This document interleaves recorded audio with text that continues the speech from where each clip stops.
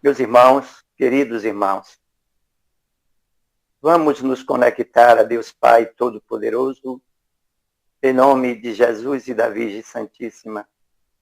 E Ele nos abençoe a todos nós, encarnados e desencarnados, que estamos presentes para a participação desse banquete espiritual na noite de hoje, em que, através da espiritualidade maior, potencializará a luz do nosso irmão Felipe, que, por certo, compartilhará conosco a sua interpretação do tema desta noite. Que esta luz chegue aos nossos corações, às nossas consciências, dando-nos a certeza e a clareza de que necessitamos para caminharmos na estrada que nos conduzirá para sermos todos um dia verdadeiros homens de bem. Muita paz, que assim seja. Fique à vontade, meu irmão, a palavra é toda sua. Mais uma vez, boa noite. Meu irmão Antônio, ele foi muito feliz quando disse que quando dá esses problemas de conexão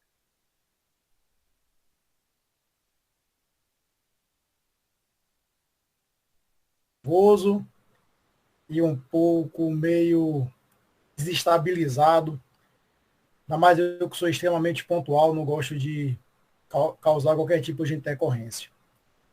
Mas como eu sei que estamos amparados pela espiritualidade superior e também que fazem parte dessas questões tecnológicas, vamos nos sintonizar, como foi bem colocado nessa prece inicial.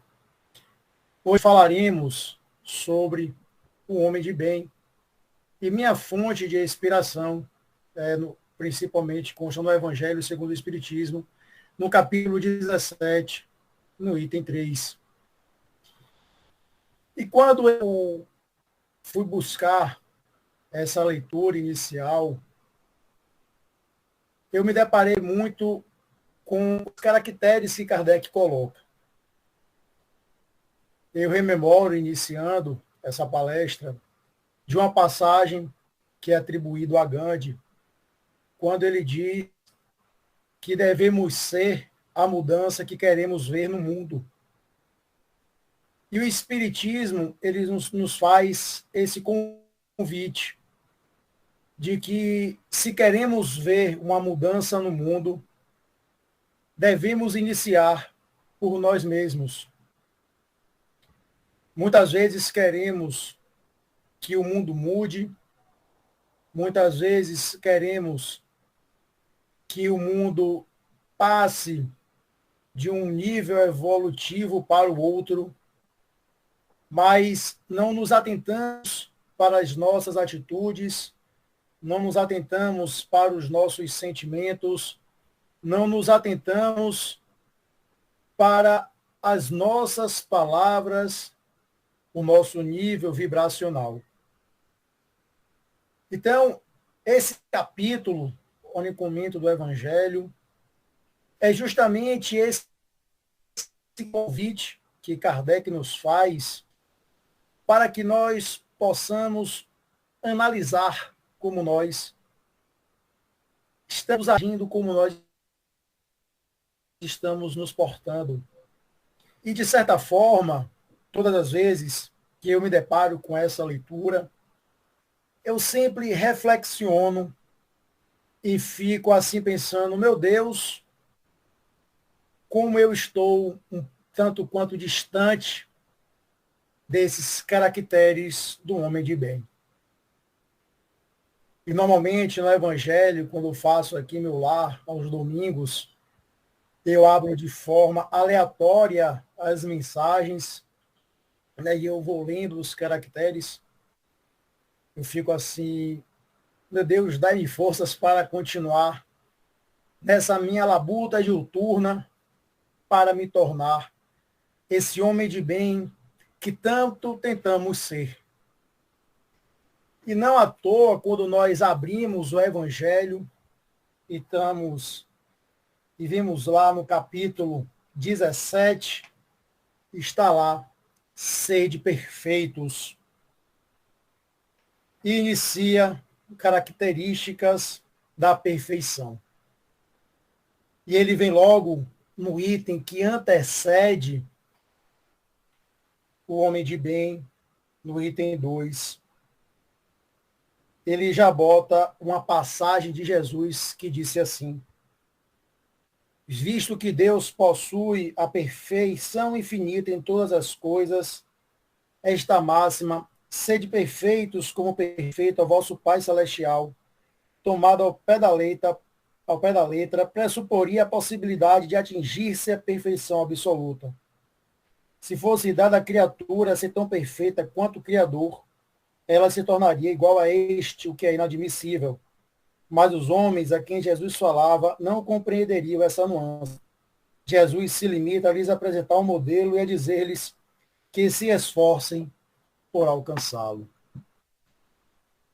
Porque quando nós analisamos que Jesus disse que nós podemos ser iguais a ele, além disso e muito mais, eu ficava sempre imaginando, meu Deus, ser como Jesus. E aí eu ficava, já é tão difícil ser, por exemplo, como Irmã Dulce, que viveu aqui conosco, como o Divaldo, que está aqui ainda com a gente, ser como Jesus, que disse assim para a gente: se lhe bater na face esquerda, apresentar-lhe a direita, como eu vou conseguir? Quando eu estou andando na rua, no trânsito, uma pessoa me fecha, eu quero descontar, ainda mais ser como ele foi.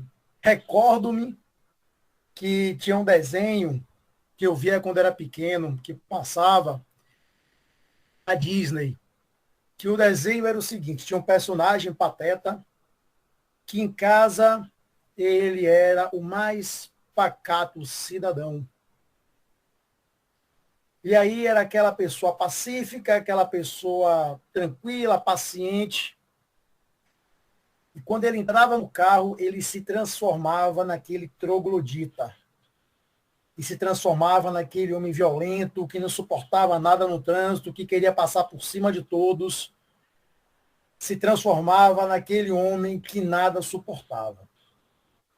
E hoje, infelizmente, ainda vemos crimes sendo cometidos porque uma pessoa não suportou uma faísca de provocação no trânsito por uma fechada.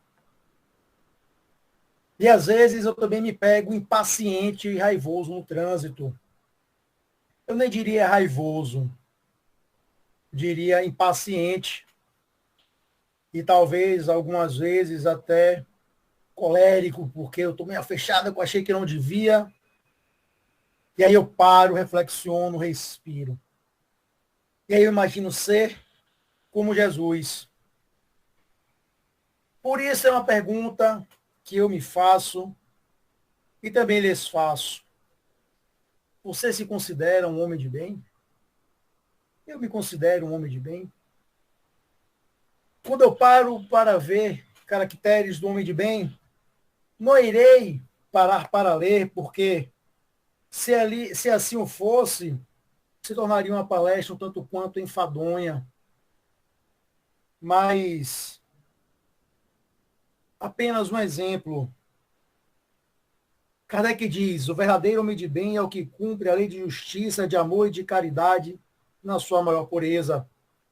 Se ele interroga a consciência sobre seus próprios atos, perguntará a si mesmo se não violou essa lei, se não praticou o mal, se fez todo o bem que podia, se desprezou voluntariamente alguma ocasião de ser útil, se ninguém tem queixa dele, enfim, se fez a outrem tudo o que gostaria que lhes fizesse. É o primeiro item. Fez a outrem todo o bem que lhes fizesse. Somente esse item. E aí eu pego todo ato que a gente faz com o outro, a gente sempre tem uma desculpa para dar. Eu não sou mal. Não. O outro mereceu. Eu sou apenas um legítimo é atuador da lei de causa e efeito. Eu não sou mau. O outro mereceu o que ele sofreu. Mas quando sou eu a vítima, oh meu Deus, porque fizeste isso comigo? Deixei de fazer o mal que eu podia? Interroguei a minha consciência? Quantas vezes ao longo de nossa semana nós interrogamos a nossa consciência se agimos conforme as leis de Deus? A nossa própria consciência nos interroga e nos coloca muitas vezes quando nós nos equivocamos. Um grande professor que eu tenho, o senhor Adilton Pugliese, ele diz assim: Felipe, não há pessoas más, há pessoas mas mal direcionadas. É que a pessoa simplesmente, muitas vezes por ignorância, acha que está praticando o bem. Mas quando nós entramos em contato com a doutrina espírita e temos consciência que a lei de Deus está inscrita na nossa consciência, e que quando nós sabemos disso, não podemos mais alegar ignorância. Me deparei muitas vezes lá no centro, a Cobem, a qual sou vinculado, que as pessoas na livraria falavam assim: não vou ler esse livro, não. Ela vai me dar muito conhecimento, não quero ter essa responsabilidade. E simplesmente não lia o livro. Outras vezes a pessoa ia para o atendimento fraterno, devido às situações em sua vida, buscava, logicamente, o conforto, o seu reequilíbrio legítimo, porque dizem que nós procuramos o espiritismo, seja pelo amor, pela dor, devido ao estágio que nós nos encontramos. E após conseguir ter o seu reequilíbrio, a gente convidava para se tornar um trabalhador da casa. Ainda não estou pronto. Tudo bem, respeitemos o tempo de cada um. Mas lembremos da parábola do semeador. Recebemos a semente que foi plantada em nossos corações. Quando é que nós sairemos também a semear? É a característica do homem de bem. Deixamos de fazer o mal que poderíamos não ter feito? E aí as pessoas muitas vezes dizem: se eu não faço o mal e nem o bem, eu estou no empate. E aí Jesus vem e disse: não sejamos do sim, sim, não, não. Ou seja, nem o quente e nem o frio. Temos que agir. E isso é apenas o primeiro caractere do homem de bem. Esse é o grande desafio. No livro dos Espíritos, na questão 779, na terceira parte, no capítulo 8º da Marcha do Progresso do Livro dos Espíritos, consta lá, na Marcha do Progresso. Nós somos criados simples e ignorantes. Passaremos pela marcha do progresso. De imperfeito que somos, seremos bons. A lei de evolução, o mundo de ações pelo qual nós passamos, depois iremos para o mundo de regeneração, para os mundos bons, depois para os mundos mais puros, para os mundos angélicos, iremos evoluindo para um dia chegarmos aos mundos puros, à perfeição. Mas aí Kardec já disse que não chegaremos à perfeição absoluta, porque aí só Deus, mas chegaremos à perfeição relativa. Aí Kardec pergunta aos espíritos por quem disse se pode reconhecer em um homem o progresso real que ele levará o espírito na hierarquia espírita, questão 918. E os espíritos sabiamente lhe respondem: o espírito prova a sua elevação quando todos os atos de sua vida corporal representam a prática da lei de Deus e quando antecipadamente compreende a vida espiritual. Porque quando nós compreendermos de fato que a nossa verdadeira vida é a vida espiritual, nós viveremos melhor a nossa vida física. Nós viveremos melhor a nossa vida terrena. Porque daqui nada levaremos. Mas mesmo sabendo que daqui nada levaremos, porque ainda somos tão egoístas, porque ainda queremos acumular tantas riquezas, ao invés de partilharmos com quem nada tem. Porque não nos preocupamos em vivermos a verdadeira fraternidade. E aí, que quando éramos da evangelização, havia algumas atividades que era justamente praticarmos na infância a tarefa do partilhar. Claro que há momentos no processo educativo, educacional, no processo de crescimento e amadurecimento da criança, aquela fase em que ela passa a reconhecer algo como dela, um sentimento egoísta natural. Cabe ao educador, aos pais, ao responsável, ensiná-lo a partilha e não estimular o egoísmo.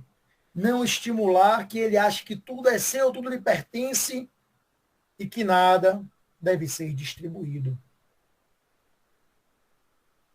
E mesmo nós, tendo conhecimento da vida espiritual, o que nós estamos fazendo para nos prepararmos para quando lá chegarmos.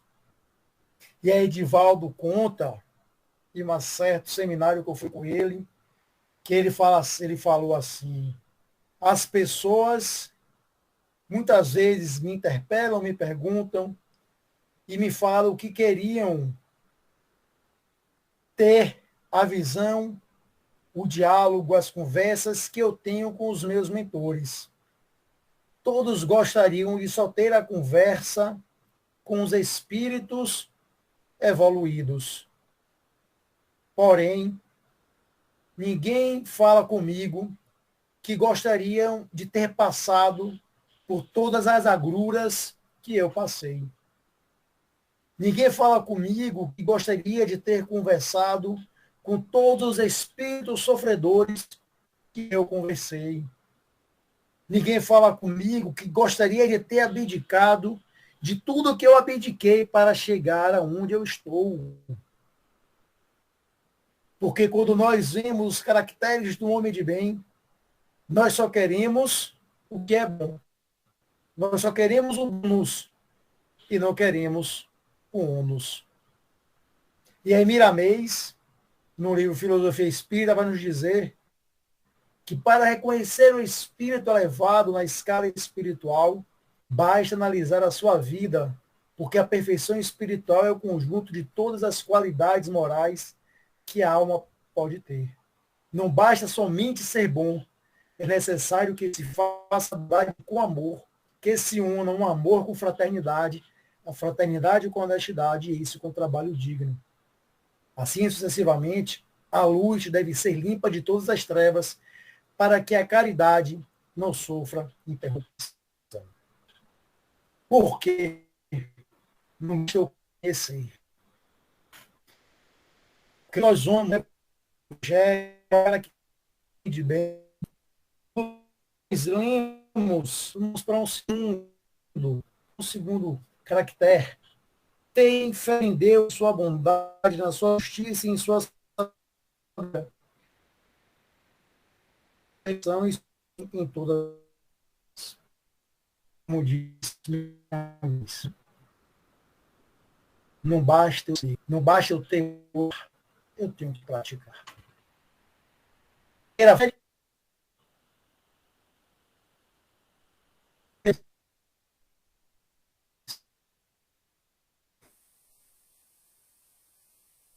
tenho que, de fato, Teorizar é muito simples. Jesus poderia ter vindo, ter ficado numa montanha, teorizando, escrevendo, não praticando, não vivendo. E ter escrito lá, sabe Deus quantas obras, e não ter praticado nada de doutrina, de seus ensinamentos. Qual teria sido o seu legado? Nós apenas termos a teoria e não termos do que terá valido. Porque Kardec disse que devemos amar e nos instruir.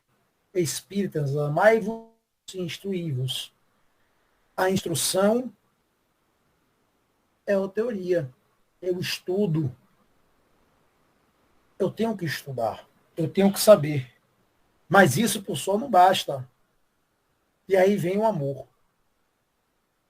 O amor na sua mais pura essência. O amor através da prática da lei de justiça, de amor e caridade. A caridade em ação. Porque, como Kardec disse, qual é o lema do Espiritismo? Fora da caridade não há salvação. Não é fora do Espiritismo não há salvação. É fora da caridade não há salvação. É justamente a lei de amor na prática. Não somente a caridade material, que é muito importante, claro, mas também a caridade moral, que, como consta no Evangelho, é uma das mais difíceis de serem praticadas. Os espíritos evoluídos muitas vezes vêm para nos ensinar. Encarnado, quando eles aqui vêm, os espíritos missionários, quando nós vemos, por exemplo, no livro Renúncia de Emmanuel, que o espírito veio sabendo que poderia sofrer, veio para ensinar, para resgatar o espírito afim. Todavia, nós temos que praticar essa lei de amor. E quando os Kardec faz essa pergunta 918, de que os espíritos provam a sua elevação, ele fala que o verdadeiro homem é o que pratica a lei de justiça, amor e caridade na sua maior pureza. Que quando vai falando, que nós lemos agora há pouco, que ele se interroga que de fato se fez aos outros tudo quanto queria que os outros fizessem. Essa regra de ouro. E nós vamos para o Evangelho de Mateus, no capítulo 7, versículo 12. Nós vemos lá que Mateus, que Jesus disse que consta em Mateus: tudo aquilo, portanto, que quereis que os outros vos façam, fazei-o vós a eles, pois esta é a lei e os profetas. Como é difícil. Mas se Jesus falou que deveis ser perfeito, como perfeito é o vosso Pai, mas que não conseguiremos ser tão perfeitos como Deus o é, porque Ele é a perfeição absoluta. Mas essa perfeição relativa, aí veio Kardec. A questão 625 do Livro dos Espíritos. E qual é o tipo mais perfeito que Deus tem oferecido ao homem para lhe servir de guia e modelo? E os Espíritos dizem: veio de Jesus. E aí eu volto lá para o início. Que quando eu leio esse trecho do Evangelho, eu fico me questionando, meu Deus, como eu estou distante. Aí, após ler tudo isso, Kardec vai lá no final e fala assim: não ficam assim enumeradas todas as qualidades que tinha o homem de bem, mas aquele que se esforce por possuir as que acabamos de mencionar, já se acha no caminho que conduz a todas as demais. Ou seja, os caracteres do homem de bem que Kardec menciona não são somente essas. São apenas algumas características. Em um dos livros, o seu Adilto Pugliese, meu grande professor, nos disse que a pessoa que exemplificou o homem de bem foi Kardec.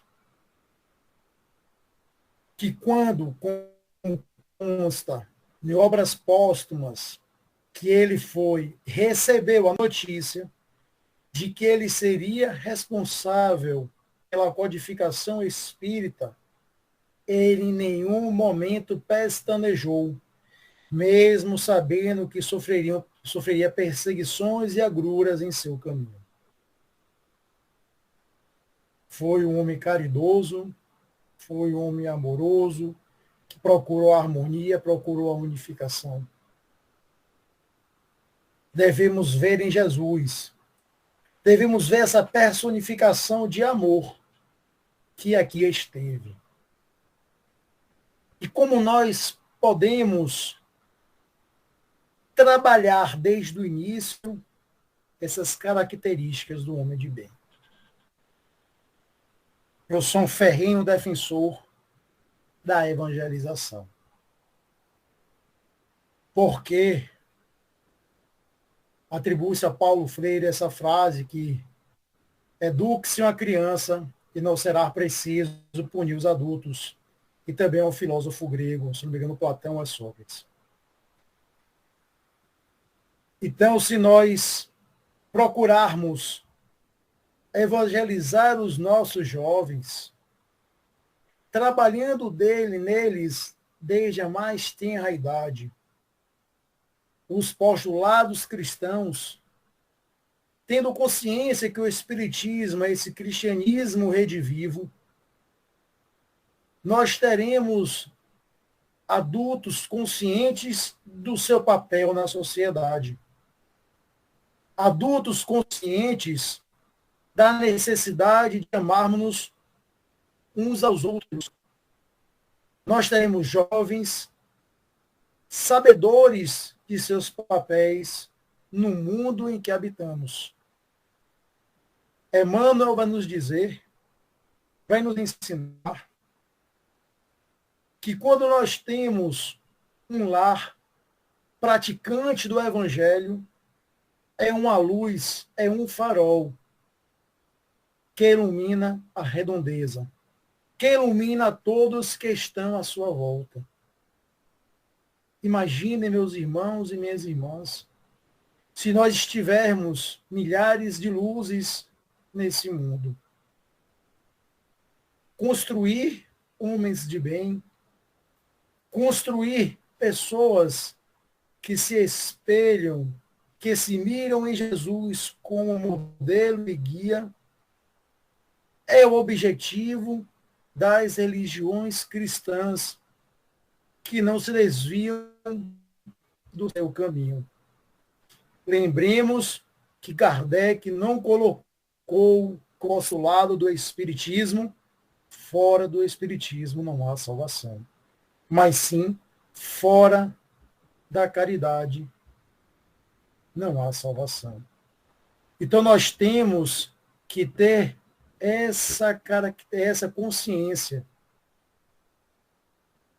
Consta no Evangelho segundo o Espiritismo, no capítulo 8, no item 10, que o objetivo da religião é conduzir um homem a Deus.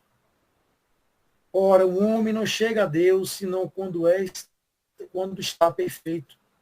Portanto, toda religião que não torna o homem melhor não atinge o seu objetivo. Então, nós temos que nos esforçarmos, não somente para evangelizarmos os nossos jovens, as nossas crianças, mas também nos empenharmos em praticarmos essas leis de Deus e praticarmos tudo que o Espiritismo nos traz. Não por isso que logo depois do homem de bem tem lá os bons espíritas, que é o capítulo seguinte, é o tópico seguinte desse capítulo. Que ele diz assim, ele inicia assim: bem compreendido, mas sobretudo bem sentido, o Espiritismo conduz forçosamente aos resultados acima expostos, que é transformar o homem num homem de bem, que caracteriza o verdadeiro espírita como o verdadeiro cristão, pois que ambos são a mesma coisa. O Espiritismo não cria nenhuma moral nova, apenas facilita aos homens a compreensão e a prática da moral do Cristo, facultando uma fé inabalável e esclarecida aos que duvidam e vacilam. Porque o Espiritismo, o objetivo do Espiritismo, que nós devemos ser em nossa mente, é nos esforçarmos para nos tornarmos pessoas melhores. Como disse Santo Agostinho, ao analisarmos as nossas consciências, nos perguntarmos se nós deixamos de praticar todo o mal que podíamos e se fizemos todo o bem que estava ao nosso alcance. Por isso que todas as vezes, quando eu caio na reflexão desses dois itens no Evangelho, eu fico sempre reflexivo. Há um livro escrito por um pastor que é Em Seus Passos, o que faria Jesus. O enredo do livro, basicamente, é que um pastor, ele propõe à sua comunidade que durante o tempo, antes de agirem, eles parem e se façam essa pergunta: em meu lugar, o que Jesus faria? E ajam conforme a resposta deles. E é um desafio que eu faço. Antes de agirmos em qualquer situação, seja em uma discussão, seja em um ato que for, paremos, segundo, como diz Chico. Chico é interessante, ele falava assim, que na discussão ele fazia a terapia do gole da água, que Emmanuel ensinou a ele. Chico, antes de discutir, tome o gole da água em sua boca. Porque aí a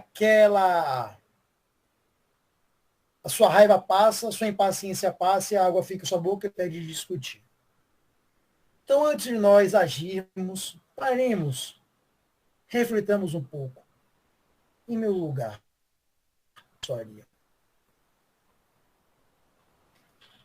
Peixinho, da Federação Espírita aqui da Bahia, antigo presidente da FEB, que muito conviveu com a irmã Dulce, dizia que quando estava em uma situação que ela não conseguia transpor, e a irmã Dulce ia para o altar lá, para o santuário dela, rezar para Santo Antônio, que ela era muito devota, e para Deus, Jesus, parava lá e falava assim: ó meu Santo Antônio, ó Deus, eu fiz até aqui eu consigo.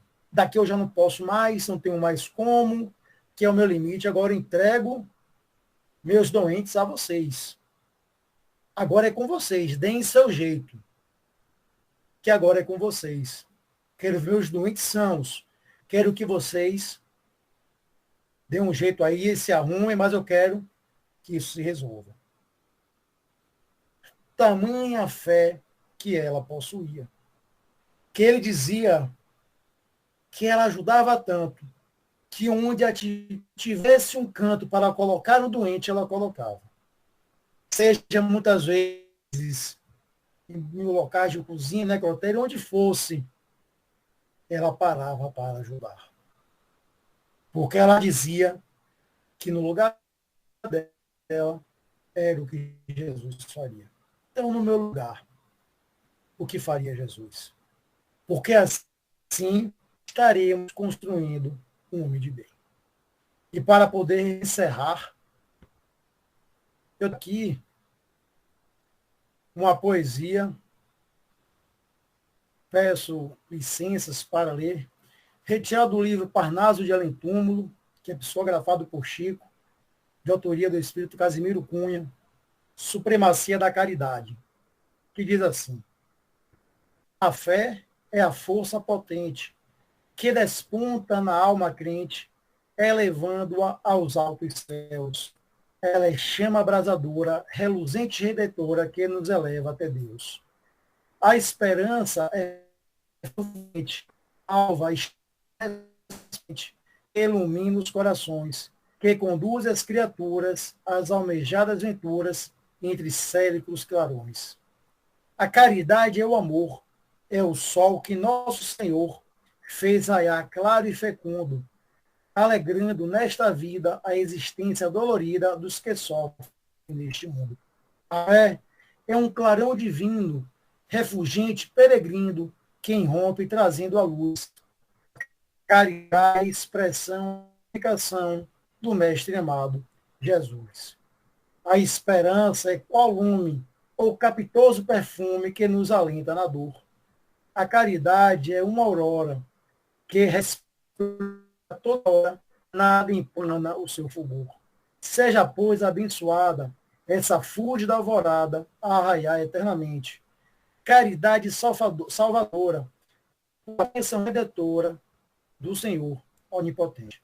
Muito obrigado, meus irmãos. Que Jesus nos abençoe agora e sempre. Que assim seja. Que assim seja, meu irmão. Parabéns pela dissertação. Todos nós nos sentimos muitíssimos felizes com a sua contribuição.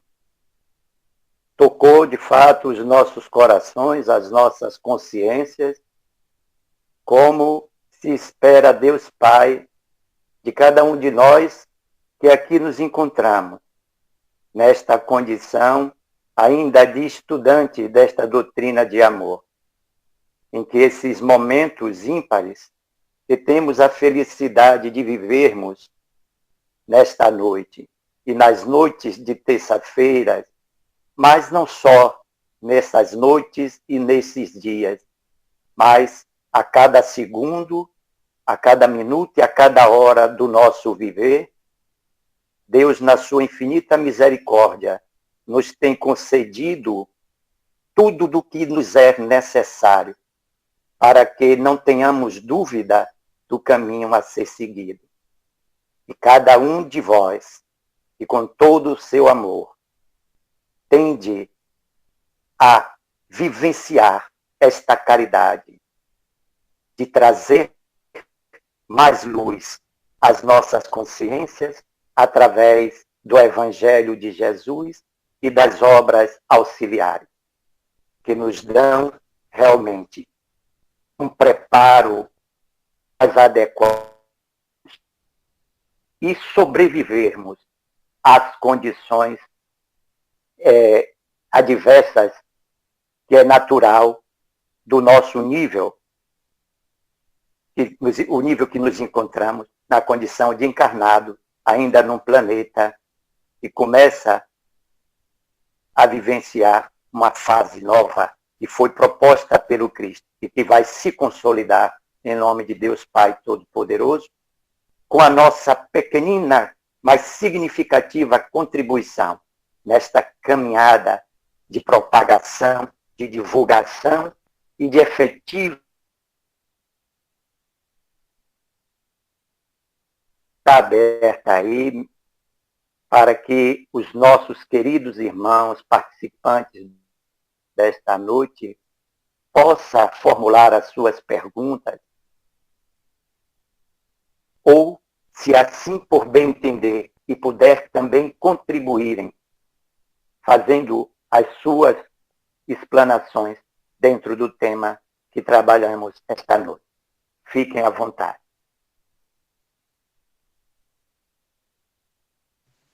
Felipe, boa noite. É Genô. No Boa início noite, da Genô. sua fala, Seja bem-vindo, no início meu da irmão. sua Fique fala, à vontade. no início da sua fala, você fez uma indagação a respeito se nós, parece que foi isso, nos considerarmos um homem de bem. Aí eu volto a sua indagação também lhe fazendo uma pergunta. Esse homem de bem que você se refere é perante aos homens ou perante a Deus?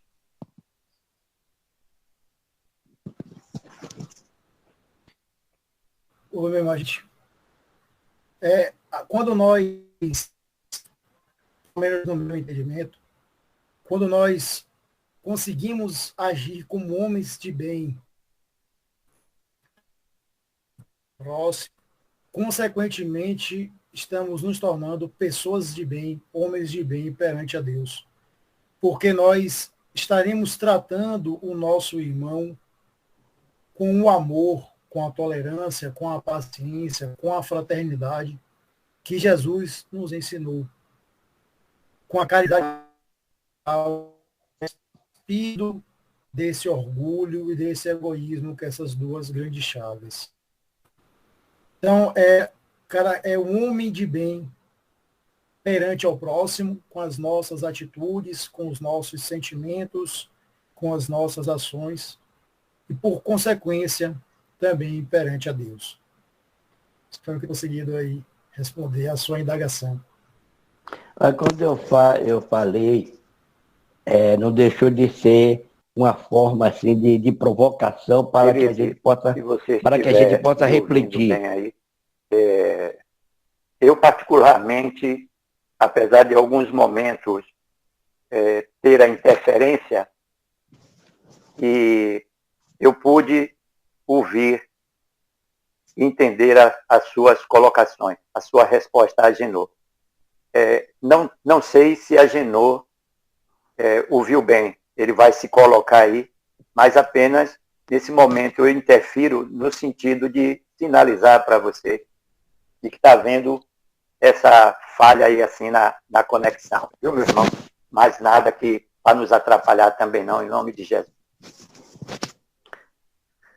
Viu? Como eu estava dizendo, Felipe, foi uma forma de provocação para a nossa própria reflexão, entendeu? Você foi conciso na sua... Eu entendi muito bem, mas foi uma maneira para que a gente buscasse a reflexão dentro da prática, porque quando eu disse assim, o homem de bem perante o homem, a gente tranca ou trava aquele sentimento ainda de orgulho, de vaidade, de presunção, né? E a razão a gente viu nessa polaridade política. Mas perante a Deus a gente não tem como, né, esconder esses sentimentos ainda malévolos que carregamos, né? Então foi por essa razão, entendi muito bem, foi muito bem respondido por você, mas essa é uma provocação para que a gente busque, realmente, perante a nossa consciência, como você colocou muito bem, será que a gente está usando o critério, né? Que a gente não pode se comparar a Jesus ainda, que ele está muito distante, mas ele exemplificou no seu tempo e está ativo. Os ensinamentos ainda estão ativos em nosso coração e nossa mente. Então, o que a gente procura saber é o seguinte, será que esse sentimento de orgulho, de vaidade, de egoísmo, que você citou muito bem, para nós homens a gente esconde, mas para Deus é difícil camuflar esse sentimento. Então, para ele, agora, a gente sabe que no momento é difícil ser o homem de bem. Chegaremos lá. Então, foi justamente dentro desse cuidado, usando essas palavras, para que a gente vá nesse caminhar sempre sendo um homem de bem. Não esconder as flores que a gente carrega dentro da nossa potencialidade. Muito obrigado, Felipe. Perfeito, meu irmão Agenor. Gostei muito de sua colocação, eu agradeço, porque muitas vezes vestimos as ditas máscaras sociais e achamos que, em que pese conseguimos esconder do próximo, né? E mas não conseguimos esconder de Deus o que passa em nosso íntimo. Então a gente pode até esconder do outro o que passa em nosso íntimo, mas nunca de Deus. Muito obrigado, é isso mesmo. Obrigado pela reflexão.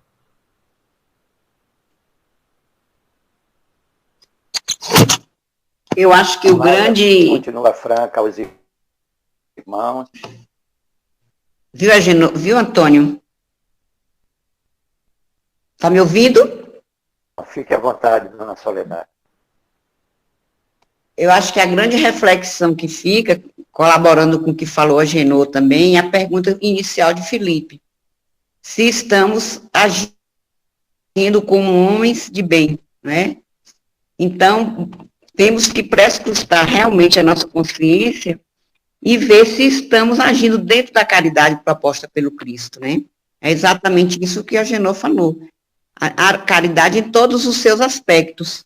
Como na leitura inicial que Antônio fez, enquanto aguardávamos o início, saber se estamos levando sorriso ao irmão que está triste, se estamos levando um abraço àquele que só precisa do abraço, se estamos sabendo ouvir, não é? Então, a caridade em todos os sentidos, aquela caridade material e principalmente a caridade moral, que eu acho que é a nossa grande missão, assim, para agirmos dentro do que o Cristo nos diz como homens de bem, né?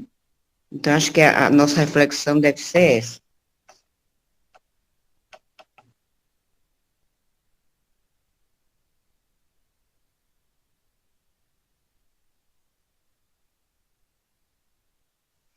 Está cortado, seu Antônio, seu áudio. Desculpa. É exatamente dentro desse contexto que nos foi passado, né, a interpretação, não só sendo fiel ao escrito, né, ao texto do Evangelho, mas em tudo quanto, até então, o nosso irmão Felipe pôde internalizar com a ajuda da espiritualidade maior, através dessa diversidade literária que nós temos ao nosso dispor, sempre com o objetivo de nos mostrar de forma ainda mais facilitada, porque já não se usa mais do véu, da alegoria, que por vezes dificultava o nosso discernimento. Hoje, ainda continuamos a nos desenvolvermos os nossos níveis de compreensão. Estamos nos esforçando, mas evidentemente que na linguagem atual está mais fácil para nós, na condição de estudantes, realmente estarmos mais próximos do que queria e quer sempre nos dizer o Cristo, já que ele não nos deixa de falar conosco através dessa espiritualidade que tanto tem nos ajudado. Então, cada pequenino ato, ele tornar-se-á grande se estiver realmente fundamentado dentro dos ensinos do Cristo. E quanto a isso, envolvido, auxiliado pelos os irmãos realmente credenciados pelo Cristo, Kardec teve, assim, a condição de nos trazer esta obra, não deixando nenhuma dúvida, porque, de fato, tudo perpassa pelo crivo da razão, onde não se permite, como disse anteriormente, interrogações sem uma resposta plausível, convincente. Então, são nas ações que as mudanças de fato ocorrem. As grandes transformações morais enfim, todas elas dar-se-ão a partir do momento que saibamos, de fato, transformar o conhecimento em ação, que como é do nosso conhecimento, é o amor em movimento, a caridade, a senha única para a felicidade que nos aguarda, a felicidade futura. Então fica aí aberto para os nossos irmãos. Agradeço a Genô, agradeço a nossa irmã Soledade pela participação, pela contribuição. Este é o processo de estudo. O nosso irmão Felipe veio com essa responsabilidade da noite de hoje, em que cada noite de terça-feira tem um que se predispõe a fazer este trabalho de amor e que são sempre complementados da melhor forma possível por cada um dos nossos irmãos presentes. Portanto, queridos, deixa o acanhamento de lado, bota Jesus na frente, abre os vossos corações e deixa o amor falar. Fica aí aberto para as perguntas. Felipe, boa noite, Felipe. Boa noite, queridos amigos. Felipe, quando a gente escolhe Jesus como modelo, o que é que nos leva a escolher Jesus? Porque a gente observa que todos nós, assim, aqui na Terra, todo homem, ele tem um modelo, ele admira, né, seus ídolos. Mas quando a gente adota Jesus para seguir, o que é que nos motiva? Porque muitas vezes a gente não sabe nem o porquê. Por que Jesus? Por que adotamos ele?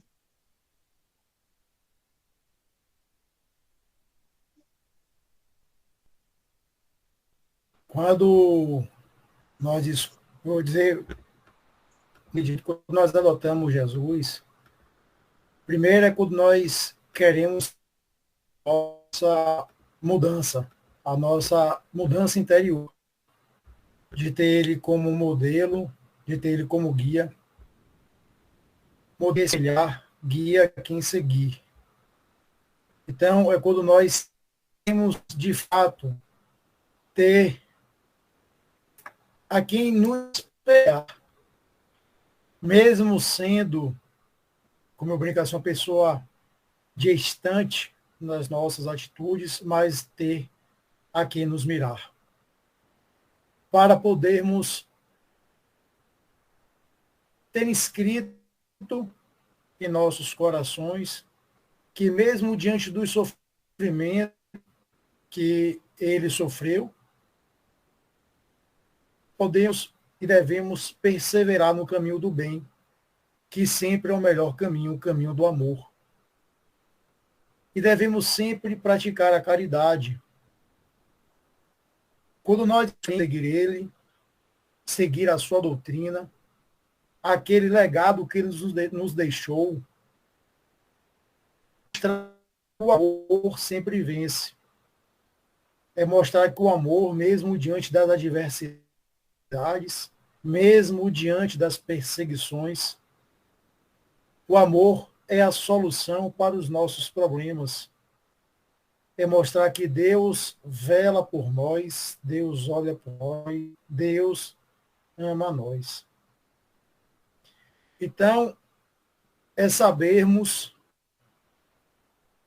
que ele nos deu essa esperança, como disse no poema de Casimiro Cunha, quando ele disse que nenhuma ovelha está perdida em seu rebanho, é nos mostrar que ele continua conosco e que ele nunca nos deixou.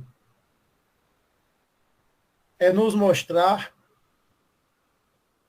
que a gente, seguindo os seus passos, seguindo o seu trilhar, sempre seremos felizes, mesmo que por vezes isso signifique uma dor passageira. Mas mesmo ele sendo perfeito, não deixou de sofrer, não deixou de passar pelas adversidades, mostrando que Deus, com a sua misericórdia e com o seu amor, ele olha por nós e ele sempre vela por nós. Não há preferidos, mas há, sim, um olhar igualitário. Então, há diversos motivos para termos ele como guia e modelo, mas sempre tendo em mente que ele é esse governador da terra e é ele que deve sempre nortear os nossos passos. E se tivermos sempre qualquer dúvida de como agir nos caminhos da nossa vida, analisemos a vida dele, que teremos a resposta das nossas atitudes. Porque o amor que ele agiu quando aqui esteve, o amor que ele nos ensinou, sempre será essa resposta para qualquer pergunta que a gente faça. Então, de forma sucinta que, se eu for alongar demais, fica aqui mais uns 20 minutos, por baixo só eu falando sobre por que eu achar que devemos tê-lo como modelo e guia. Não se limite não, viu, Felipe? Fique à vontade. Então, até para poder não levar muito tempo, então acho que é tão grandioso, é tão grandiosa a vida dele, que Kardec fez essa codificação desses 5 livros, mostrando todas fundamentadas na doutrina do Cristo, mostrando os princípios basilares que devemos ter em Cristo, esse modelo e esse guia. O Espiritismo, como cristianismo, rede, que veio tirar, como São Antônio bem colocou, as alegorias das parábolas e das vivências dele. Veio de mostrar, tirar o véu e nos mostrar a verdade, nos mostrar a fé na sua racionalidade, para nos dizer o porquê queremos. E quando nós analisamos ele, enquanto essa perfeição que aqui esteve e que aqui está, nunca faltarão motivos para termos ele como nosso norte e como nosso baluarte. Todas as pessoas missionárias, pelo menos aquelas que eu me proponho a estudar e a conhecer a vida, sempre me surpreendem pela evolução que se encontram. Seja Mahatma Gandhi, seja o Dalai Lama, seja Divaldo, Irmã Dulce, Muhammad Ali, qualquer que seja. E Jesus me surpreende muito mais. Somente a título de exemplo, eu fico assim me questionando, quando ele e as pessoas, mesmo ele sabendo que seria perseguido e crucificado, ele disse que veio para que a lei se cumprisse. E eu fico me indagando, será que se eu soubesse que amanhã, por exemplo, amanhã à noite, viriam as pessoas aqui em minha casa me pegar, me chicotear, me colocar uma coroa de espinho, fazer eu carregar uma cruz, deve ter uns 200 quilos aquela cruz, subir o morro, me crucificar. Será que se fosse comigo, eu ficaria aqui em casa esperando que no alto de uma crucificação eu endergueria os olhos para o alto e pediria a Deus que perdoassem os meus algozes? Será que eu conseguiria olhar nos olhos de minha mãe e falasse, mãe, eis aí o teu filho, como ele fez com João? E olhasse para João e falasse, eis aí a será que eu teria amor? Será que eu teria essa resignação? Que foi o que Jesus fez. Esse amor que ele tinha pelos irmãos, essa compreensão, essa perfeição. Tamanha era que bastavam tocar as suas vestes para que as chagas fossem curadas. Tamanha é que basta que nós tenhamos fé para que a graça extingida, tanto que ele disse na parábola do grão de mostarda, que quando eu ouvi achava que o grão de mostarda era no mínimo o tamanho de uma semente de abacate, até eu ver o tamanho de um grão de mostarda de fato. E aí ver que a nossa fé ainda é tão diminuta. E a fé dele era tão grande, a ponto de ele dizer que ele e o Pai eram uno, era um só. E ele falava diretamente com Deus. Então, esse ser tão perfeito é que me faz ver que não nos faltam motivos para podermos tê-lo como nosso modelo e como nosso guia. Então é isso. Eis a minha resposta. Obrigado pela indagação, meu irmão Alberto. Boa noite, Felipe. Boa noite, grupo. Então, gente, eu estava ouvindo aqui, né, Felipe falando, inclusive é o nome do meu neto, Felipe Ribeiro, hein? Mas aí nós somos pessoas de bem. Nós somos, sim, porque nós nos esforçamos para isso, né? Mas veja bem, gente, sábado agora a gente estava trabalhando, né? Entrou uma pessoa do mal, eu acredito que seja uma pessoa do mal, né?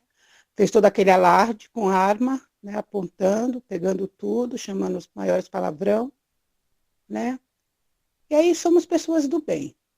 Graças a Deus não aconteceu o pior, né? Só o susto mesmo. Mas aí eu vi Felipe falando como a gente deveria agir igual Jesus, tá? Aí o cara sai, né, levando tudo, xingando nós palavrão, e aí a gente vai falando, Deus que te abençoe. Talvez deveria ser assim, mas nós, seres humanos, não agimos assim, pelo menos eu não agi assim, eu fiquei com raiva mesmo, desejei mal, entendeu? Até hoje estou abalada. Aí fica uma pergunta assim, somos de bem, mas quando nós nos deparamos com o mal, com nós, com as pessoas que a gente ama, quando a pessoa está ali com uma arma na cara, como agir no bem nessa hora? Essa é a minha pergunta.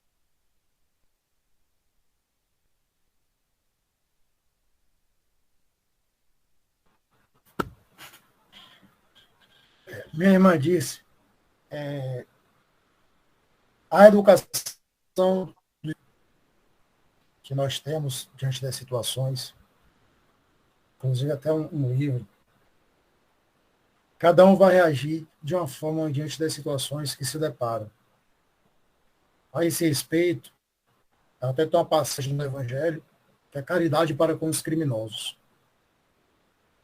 Há um livro de Desmond Tutu, que foi um arcebispo que viveu na África do Sul, já desencarnou.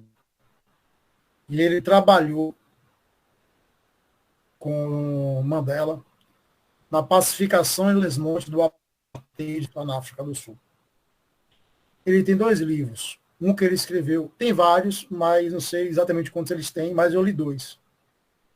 Um chamado Perdão, que ele escreveu com a filha dele, e um chamado Contentamento, que ele escreveu com o Dalai Lama. No livro Perdão, também no Contentamento, ele fala que um dos trabalhos que ele fez na época do apartheid foi o trabalho de aplicação de pena para aqueles que praticaram crimes, principalmente motivado por questões raciais. Ele botava o agressor e a vítima cara a cara, claro, com o consentimento, né, da vítima, em que era permitido que a vítima questionasse o seu agressor dos motivos que o levaram a praticar aqueles atos. E se o agressor perdoasse,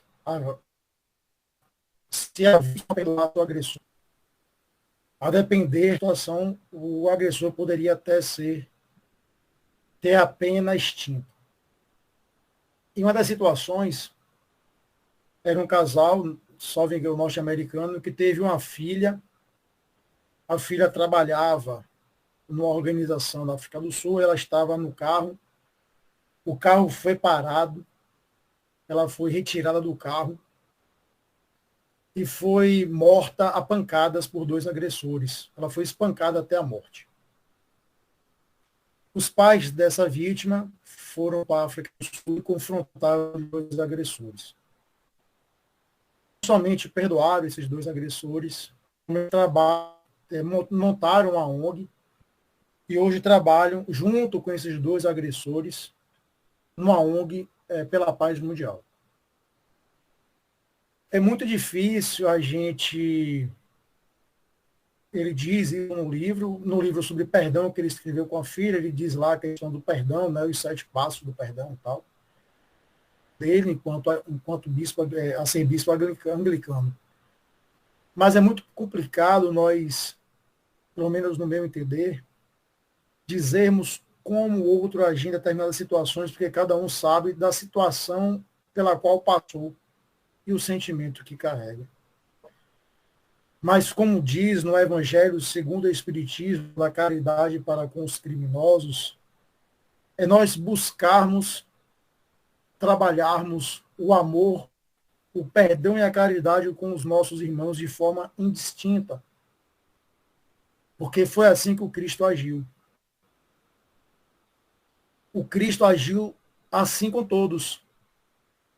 Como tem na parábola da mulher adúltera, que a mulher foi pega em adultério, levaram-na até o Cristo e perguntaram ao Cristo como deveria agir. Que pela lei deveria ser apedrejada até a morte, porque foi pega em adultério. E indagaram o mestre. Ele então disse: quem nunca pecou, que atire a primeira pedra. Hoje, nós temos uma consciência maior em algumas situações em relação aos irmãos equivocados. Mas pela lei de pluralidade das existências que hoje temos conhecimento, em épocas outroras, nós podemos já ter agido dessa forma. Hoje, podemos não mais agir. Mas, em épocas passadas, podemos ter sido nós que agimos assim. E pessoas compassivas e amorosas nos perdoaram. Se hoje não conseguimos, de alguma forma, agir como gostaríamos, ou como pelo menos temos o conhecimento teórico, pelo menos comecemos com pequenos passos, seja orando, não desejando mal, não cultivando ódio, não cultivando a raiva. Mas temos em mente que o Cristo veio justamente para os doentes, como ele mesmo disse, porque os sãos já não precisavam mais dele. E que, se ele veio justamente para esses irmãos que estavam no equívoco, e que esses irmãos que foram curados por ele, possivelmente foram os mesmos que pediram apedrejamento, e ele pediu que o Pai os perdoasse, e temos ele como modelo e guia, nos esforcemos para um dia chegarmos e agirmos como ele também o fez. Então, essa é a minha contribuição para a vossa indagação. Eu espero ter conseguido responder a pergunta. Bem, meus irmãos. Olha, o Antônio me permita aqui rapidamente. em cima dessa pergunta de Alberto e a resposta muito bem de Felipe. Quando a gente pega o livro dos Espíritos e lê essa questão a respeito de Jesus, é a resposta mais curta. Jesus, modelo e guia. Então, Jesus é o modelo e guia da humanidade. Aí eu faço uma pergunta às nossas consciências, mas Felipe pode ficar à vontade se quiser responder. Mas é uma pergunta para que a gente possa responder a nós próprios.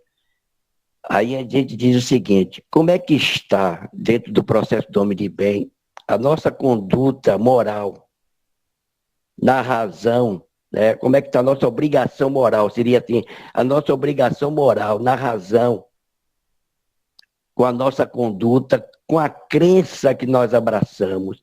Que o Espiritismo é uma ciência moral, filosófica, e o aspecto religioso é o moral do Cristo.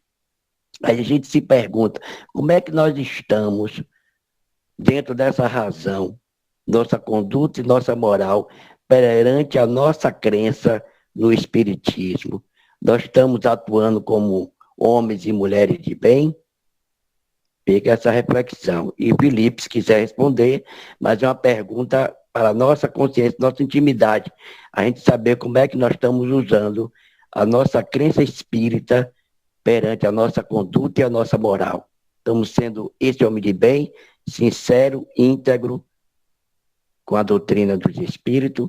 Somos o servidor que Jesus espera? Ou estamos camuflando? Muito bem, irmão Ageno, muito bem. Bela reflexão. É assim que se processa os estudos das questões que nos auxiliam na nossa evolução, né? Muito boa reflexão mesmo. Nos faz arremeter ao texto quando deixa claro para nós que não fica ali enumerada todas as qualidades do homem de bem, mas que ademais conduz que dentro dessa reflexão trazida agora pelo nosso irmão, diante de tudo que já foi também apresentado para nós, né, que busquemos nos despir de todos os sentimentos contrários à lei de amor e nos vestirmos, encontrar estas demais qualidades que não estão ali enumeradas e nos vestirmos com ela para fazer jus a Deus esse título de homem de bem. E assim não mais haverá para nenhum de nós a dúvida quanto às ações que deveremos ter quando das dificuldades, quando das condições adversas, quando das provas, das tentações, enfim, que são necessários realmente, por como disse anteriormente, não importa apenas nos instruirmos, mas é preciso nos amarmos. E vamos consolidar isto no perdão. Sempre no perdão. Na ação do bem, na prática da caridade. Que assim seja. Se o irmão quiser se colocar, fique à vontade. E se caso não ou precise fazer ou não queira fazer, eu lhes peço a permissão para lhe explorar mais um pouquinho, pedindo que faça as suas considerações finais e, se possível, a prece para encerrarmos o trabalho desta noite. Certamente gostaríamos de ficar por mais tempo, mas deveremos, a exemplo daquele que é o nosso mentor da sala de estudos, o nosso querido Chico Xavier, mantermos a disciplina. Fique à vontade. E agradeço a todos os irmãos que puderam participar desse nosso estudo desta noite, esclarecendo que até aqui mesmo, a quem não precisou abrir a boca para contribuir, não deixaram de fazê-lo. e fizeram com maestria. Entendemos perfeitamente o silêncio de cada um. Este contribuiu bastante. Muita paz para todos e aguardamos ansiosos o nosso próximo encontro da próxima terça-feira. Muita paz e uma boa noite a todos. Fique à vontade, meu irmão. Muito obrigado, meu irmão Antônio. Eu gostaria de agradecer pela noite de hoje, pela noite de aprendizado, por todas as contribuições que foram feitas, pelas boas vibrações e energias que foram emanadas, pela presença de todos nesse encontro. Então fica meu muito obrigado. E aí vamos nos preparar para a prece de encerramento, buscando elevar o nosso pensamento, rogando ao alto, graças por esse momento de aprendizado, como Cristo nos ensinou, que quando duas ou mais pessoas estivessem reunidas, em seu nome ele se faria presente. Assim o sentimos entre nós que estamos reunidos com o propósito de aprender sobre a doutrina espírita, essa doutrina tão consoladora e tão esquecedora. Obrigado, Pai, por esse momento. Rogamos a Ti que derrame sobre todas as famílias do nosso planeta eflúvios de amor, de harmonia, para que todos os lares tenham equilíbrio e a misericórdia divinas. Ampara-nos nas dificuldades, ajudando-nos a superar os obstáculos internos que nos impedem de sermos melhores. Guia-nos em nossas dificuldades, ilumina os nossos mãos que ainda praticam o mal de forma intencional, que vivem na ignorância. Levai, Senhor, água aos que passam sede, comida aos que passam fome, e cobertor aos que passam frio. Que a paz, o amor, possam reinar em nosso planeta. Que a cada dia sejamos melhores. Que estejamos cada vez mais sintonizados com o nosso anjo, com o nosso espírito protetor, para que nos ampare nas decisões que temos que tomar. Nos ilumine nessa noite e na nossa semana. Esteja conosco, Senhor, agora e sempre. Que assim seja. Muita paz a todos. Que Jesus nos abençoe, agora e sempre.